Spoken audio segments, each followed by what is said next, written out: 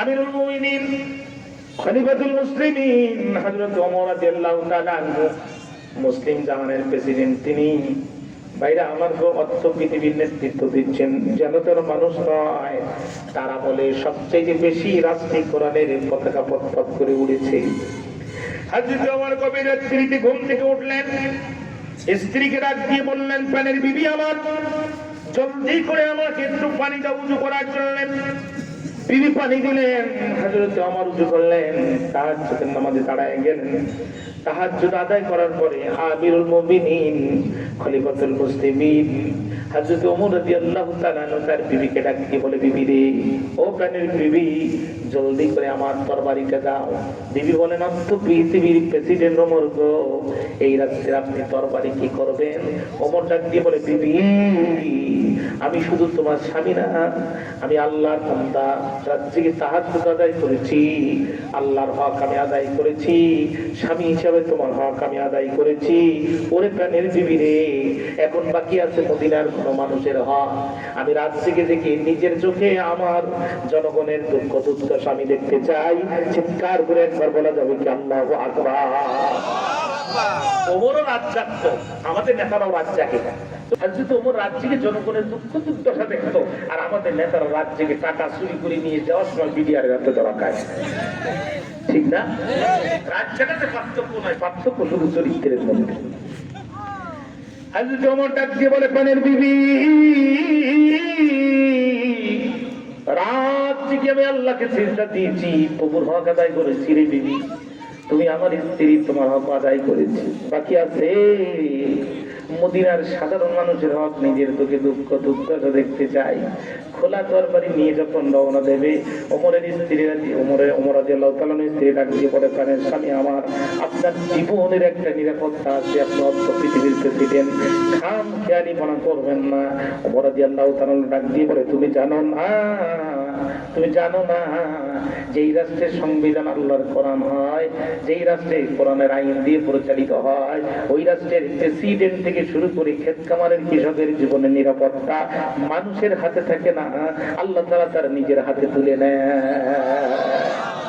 মানুষ মানুষের জীবনে নিরাপত্তা দিতে পারে না। পারে? জোরে বলেন, পারে? যদি বাক্য স্বাধীনতার স্থপতি শেখ মুজিবুর রহমান, অত্যন্ত জনপ্রিয় শহীদ প্রেসিডেন্ট জিয়াউর রহমান, ভারতের ইন্দিরা গান্ধী, পাকিস্তানের বেনজির ভুট্টো, যাদের মাথার উপর দিয়ে ডিউটি করতো বিমান বাহিনী, স্থলপথে ডিউটি করতো সেনাবাহিনী, নৌপথে ডিউটি করতো নৌবাহিনী, তারা প্রত্যেকেই মানুষের হাতে নিহত হয়েছে। অতএব বোঝা গেল মানুষ মানুষের নিরাপত্তা দিতে পারে না। নিরাপত্তা দেওয়ার মালিক যিনি, একটু চিৎকার করে বলেন কে তিনি? স্ত্রীকে বললেন, বিবি রে, মানুষ মানুষের নিরাপত্তা দিতে পারে না। যে রাষ্ট্রে আল্লাহর কোরআনের আইন দিয়ে পরিচালিত হয়, ওই রাষ্ট্র নিরাপত্তার দায়িত্ব আর মানুষের হাতে থাকে না, আল্লাহ তাআলা তার নিজের হাতে উঠায় দেয়। জোরে কন্যা সুবহানাল্লাহ। তরবারিতে নিলেন অর্ধ পৃথিবীর প্রেসিডেন্ট। গভীর রজনী, নিশিকালো রাত, গায়ের পশম পর্যন্ত দেখা যায় না।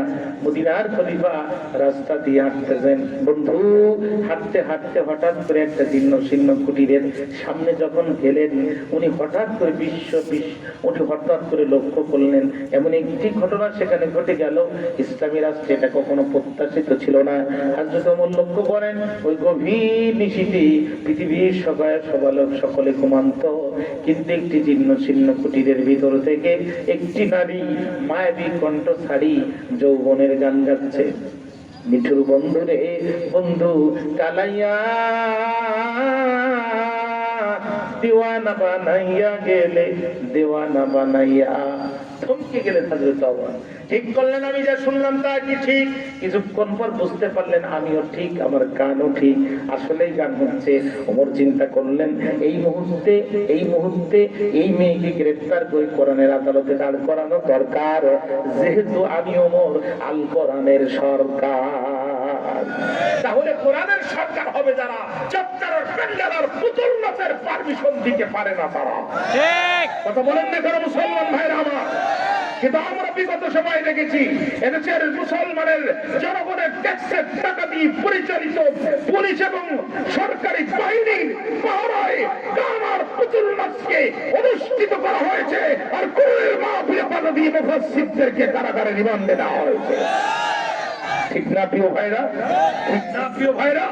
সুতরাং হযরত ওমর বললেন এই মুহূর্তে মেয়েটিকে গ্রেফতার করা দরকার, যেহেতু আমি ওমর আল কোরআনের সরকার। বাংলাদেশের একজন খুব নাম করা শিল্পী, আপনার অনেকেই নাম বললে চিনবেন, রবি চৌধুরী নাম শুনেছেন নিশ্চয়। তার একটি গান আসছে, তো তাকে জিজ্ঞাসা করছে যে ইসলামপন্থীরা আসলে আপনি কি গান গাইবেন? তখন সে বলছে আমিও গান ঠিক করে ফেলেছি, ইসলামপন্থীরা যদি আসে তাহলে আমি গান বলব কেন পড়তে যাও না নামাজ মসজিদে। দেখেছেন, কেন নামাজ পড়তে যাও না মসজিদে, বলে আমিও গান ঠিক করে ফেলেছি। তবে এরাও বুঝে ফেলেছে এদেশের মানুষ এখন একটিবার ইসলাম দেখতে চায়। ভাইরা, আপনারা আমাদেরকে পরকালের ইমাম বানিয়েছেন, পরকালের ইমাম। আমরা যদি বাড়ির ভিতর থেকে বাথরুম করে উযু না করে সাদা পাঞ্জাবি আর পাগড়ি পরে এসে ইমামতিতে দাঁড়াই, আপনারা কেউ বুঝতে পারবেন না। আপনি বিশ্বাস করে আমাদের উপরে পরকাল ছেড়ে দিয়েছে। গম নেওয়ার জন্য ইউনিয়ন পরিষদের সামনে আপনার যাওয়া লাগবে না। খলিফা ওমরের মতো রাতের ধরে আপনার গম মাথায় নিয়ে আপনার ঘরের দরজায় পৌঁছায় দেবে। খেয়াল করেন, ওমর চিন্তা করলেন মেয়েটিকে এই মুহূর্তে গ্রেফতার করা দরকার, যেহেতু আমি আল কোরআনের সরকার। তরবারিতে মুখে নিলেন, বাড়ির পিছন দিক থেকে টপকায় সামনের দিক থেকে প্রবেশ করার চেষ্টা করলেন, কিন্তু বিধি বাড়ির মেইন গেটটা এত বেশি মজবুত, উনি প্রবেশ করতে পারলেন না। উনি তরবারিতে মুখে নিলেন, বাড়ির পিছন দিক থেকে প্রবেশ করে ভিতর দিয়ে লাফ দিয়ে পড়লেন। হাতে নিলেন তরবারি, দরজায় দিলেন আঘাত করি, ডাক দিয়ে বলল নারী কোথায় তোর বাড়ি? গভীর রাত্রিতে কোরআনের বিরুদ্ধে কণ্ঠ দিয়েছি ছাড়ি, দরজা খুলে দেখ, তোর শাস্তি দেওয়ার জন্য বিজলির গতিতে চলে এসেছে খলিফা ওমরের তরবারি। আল্লাহু আকবার বললেন না? অন্যায় অপরাধ যেখানে ওমরের প্রতিবাদ সেখানে। আজ ওমরের মতো টুপি আমাদের আছে, দাড়ি আমাদের আছে, পাগড়ি আমাদের আছে, কিন্তু ওমরের মতো ইমানের চশমা আমাদের নাই। আজকে যদি ওমরের মতো ইমানের চশমা আমাদের থাকতো, 90% মুসলমানের দেশে আমাদের চোখের উপরে আঙ্গুল দিয়ে আমার মুসলিম প্রত্যেকের আপনকে কোনো হারে ধর্ষণ করার সাহস পেত না।